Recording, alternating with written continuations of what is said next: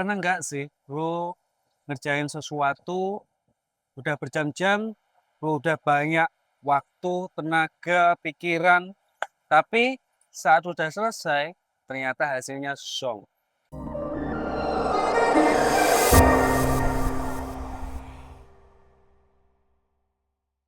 Gue juga pernah ngalamin itu. Ini bikin gue mikir nih, apakah rasa gagal ini bakal bikin kita nyerah atau malah bikin kita lebih maju. Bermodal rasa penasaran ini, gue pengen share kepada kalian. Apa sih rasa gagal yang bikin kita sakit, rasa gagal yang bikin kita maju, kenapa itu bisa sesakit itu, dan gimana kita overcome rasa gagal ini. Pertama, kenapa sih rasa gagal itu bisa sakit banget? Itu karena ada ketidaksesuaian antara di sini, di imajinasi kita, harapan kita, sama di kenyataannya. Gue inget banget waktu gue garap video pertama gue. Kalian masih bisa cek kok. Gue udah bayangin infografis yang oke, terus habis itu transisi yang mulus, warnanya bagus, ada sound effect-nya, pokoknya bagus deh. Tapi setelah gue selesaiin itu dengan skill gue waktu itu, hasilnya gimana? Menurut gue zonk, gue gagal, sakit banget.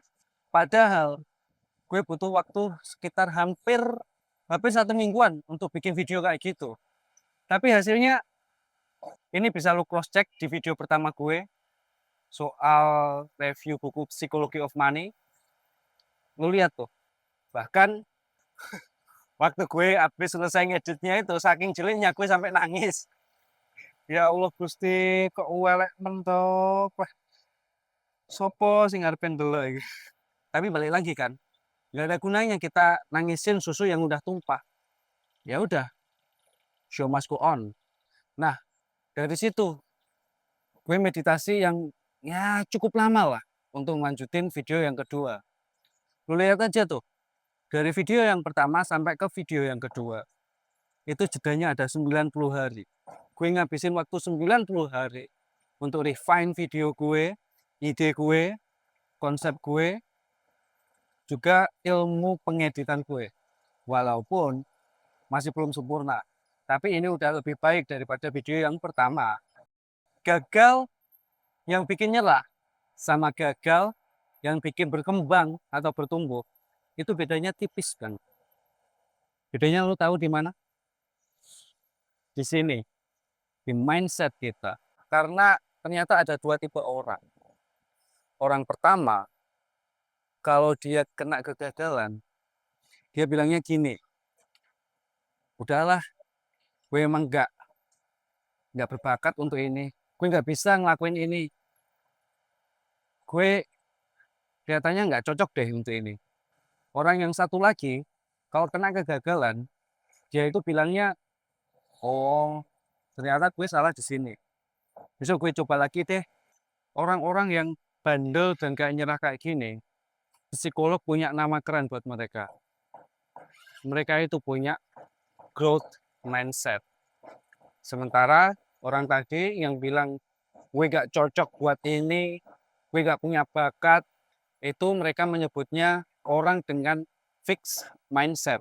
Mereka yang punya growth mindset ini punya keyakinan kalau bakat itu bukan sesuatu yang udah dibawa sejak lahir, tapi sesuatu yang bisa didapatkan setelah menyelesaikan tantangan-tantangan, masalah-masalah, kegagalan dan kegagalan. Jadi mereka itu menganggap kegagalan, tantangan, ataupun masalah itu sebagai tempat buat belajar. Dan ini bukan omong-omongan manis belaka. Ada penelitian di tahun 2019 di mana ada sekitar 12.000 siswa kelas 9 yang dibagi menjadi dua bagian. Bagian pertama itu cuma diberi materi tentang otak biasa. Bagian yang kedua diberikan materi growth mindset selama 2 kali 25 menit doang. Dan itu pun online. Hasilnya gimana? Hasilnya setelah 1 tahun, murid-murid yang dapat suntikan growth mindset ini berkembang pesat nilainya, terutama pada murid-murid yang ada di bawah rata-rata. Itu punya kenaikan. Dan yang paling keren, dengan suntikan growth mindset ini, mereka jadi berani ngambil mata pelajaran matematika lanjutan. Bayangin, ini cuma bermodalkan 2 sesi, 20 menitan online tentang growth mindset doang.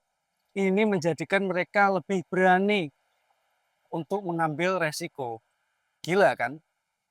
Sekarang kalian mulai bertanya-tanya kan? Gimana? Gimana gue bisa mengembangkan growth mindset ini? Gimana gue bisa tetap lanjut saat gue kena gagal, tantangan, ataupun masalah? Tenang, gue ada beberapa tips buat kalian semua ngembangin growth mindset. Pertama, identifikasi dulu kemampuan kalian pada saat ini. Jadi, kalau kalian masih SD katakanlah, jangan berharap kalian bisa ngerjakan soal untuk SMA kelas 3, soal untuk SMP, ngerjain aljabar, ya, kayak gitu analoginya. Saat mendapatkan tantangan atau masalah, refleksikan. Kira-kira, kira-kira bagian mana sih yang bikin gue gagal, yang salah, atau gue nggak bisanya di mana sih? Nah, yang ketiga gimana? Iterasi, ulang siklus itu. Dan itu yang gue lakukan. Gimana bang rasanya? Enak, jujur aja susah banget. Dan gue juga udah memaafkan diri gue dan gak nuntut diri gue untuk perfect. Karena waktu gue refleksi itu, ternyata yang bikin sakit itu saat produk kita, itu kita bandingkan dengan orang lain. Yang kita tahu produk akhirnya. Tapi kita tidak tahu proses mereka untuk mendapatkan produk akhir itu. Pelajaran terbesar gue dari video gue yang gagal itu adalah gue mencoba berhenti ngebandingin behind the scene gue di balik layar gue dengan panggung orang lain yang udah jelas bagus, perfect, paling nggak di mata gue lebih bagus banget jauh daripada produk gue. Do what you do, kalau gagal nggak ada masalah. Karena apa? Karena nggak ada satupun orang yang berhasil pada percobaan pertama. Mereka akan terus mencoba gagal, belajar, mencoba gagal, belajar lagi, dan begitu seterusnya. Karena apa? Karena gue pernah di posisi itu. Gue pernah gagal kayak gitu. Yuk, kita coba bareng-bareng. Gagal, nggak ada masalah. Kita coba lagi. Komen di bawah kegagalan kalian yang paling menyakitkan dan cara kalian untuk mengatasinya. Kalau lu suka konten kayak gini, klik tombol subscribe, nyalain loncengnya. Buat teman-teman yang udah subscribe, seperti biasa ada pertanyaan buat kalian.